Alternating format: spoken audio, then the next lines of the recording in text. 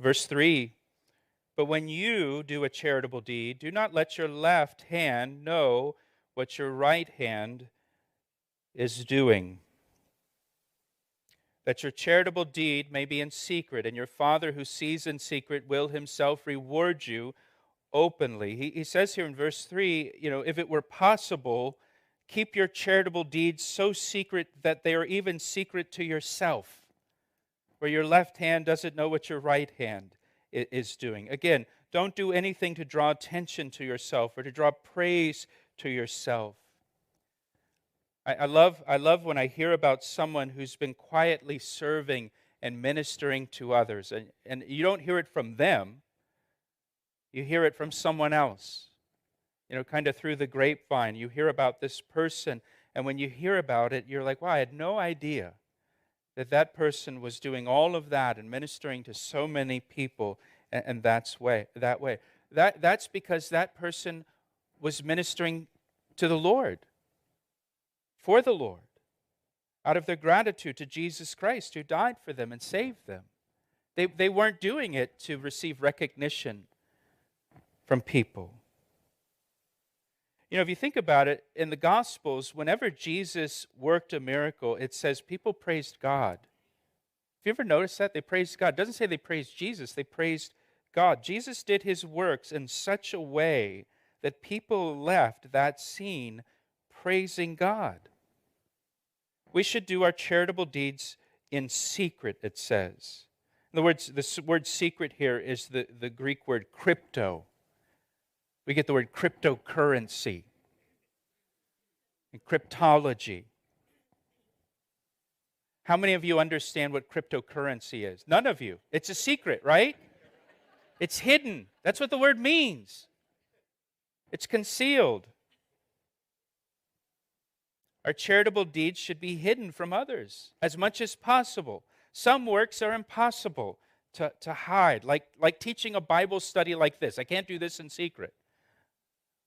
But as much as possible, we do it in secret. Our motives are pure. And when our motives are pure, we aren't interested in people knowing about it. We aren't interested in broadcasting it, making others aware. And look at the promise in verse 4. Your Father who sees in secret will himself reward you openly.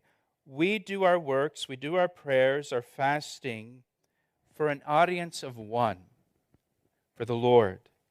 And what we do in secret for the Lord sees it, because the Lord is omniscient. Nothing is hidden from him. And the promise is the Lord will reward openly. And the reward you receive from the Lord will be far better than any that a boy or way to go you receive from any person. And so now we move on to prayer in verse 5.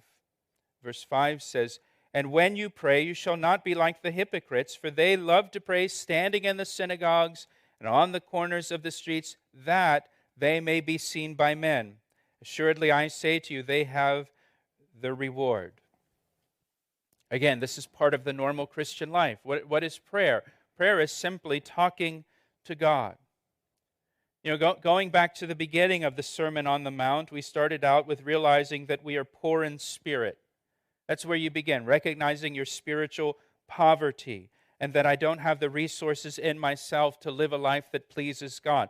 When I come to that realization that I'm spiritually poor, that I'm spiritually bankrupt, that I'm completely inadequate to live the Christian life, that in my flesh dwells no good thing, that should cause me to pray. That should cause me to rely upon God. And the more that I come to that realization about myself, the more I'm going to pray. The less I have that realization about myself and my own inadequacy, the less I'm going to pray.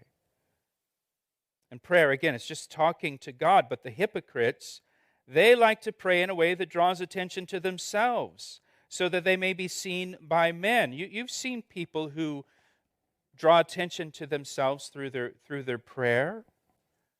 They try to impress people with their eloquence, their long prayers or their loud prayers. or their philosophical prayers. You know? It's not genuine. Their motives are wrong. They're supposed to be talking to God, but they're directing what they're saying to people. I mean, if you've talked like that to your spouse, you talked like that to your parents, they would say to you, "What are you doing? Why are you talking to me in such a weird way? What's wrong with you? What's going on?" And some people talk to God like that. And don't you know, if we would feel that in a conversation, somebody's talking to us in a weird way, don't you know God knows that? And people can do that in prayer. I wonder how often God just thinks, would you just talk normal? Like just. Verse 6, but you, now here's the instruction to believers, but you, don't be like the hypocrites. When you pray, go into your room. And when you have shut your door, well, if I go into my room and shut my door, then nobody can see me praying or hear me praying. That's the point.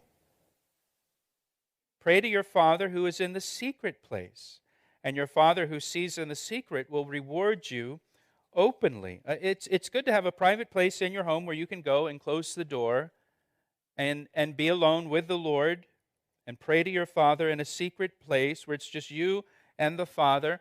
And then there's no temptation to try to impress anyone with your prayer. And again, the promise is your Father who sees in secret will reward you openly.